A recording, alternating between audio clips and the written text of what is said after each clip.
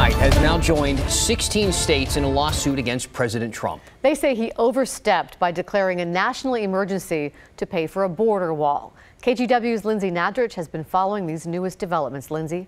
Well, the suit claims the emergency declaration exceeded the power of the executive office and violates the Constitution by diverting funds appropriated by Congress to other purposes.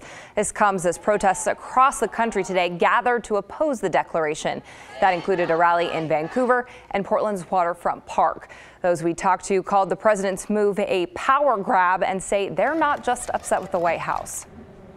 This un-American act sets an extremely dangerous precedent. President Trump should not have the option to declare an emergency every time he doesn't get his way. I'm more irritated with the Congress and that are not reacting, standing up to him, that are protecting him. That's chilling to me, that they're not taking this stuff more seriously. Well, the president has not reacted directly to the protests today or the lawsuit, but a White House spokeswoman talked about why the declaration was needed. It's a humanitarian and security crisis, as the president has spoken about this issue time and time again. As for what's next with the lawsuit, according to the New York Times, the states will first have to prove their constituents would be harmed by the emergency declaration. Oregon's Attorney General tweeted today that it would take funding away from national security, drug intervention, and military upgrades that states need. Back to you. Thank you, Lynn.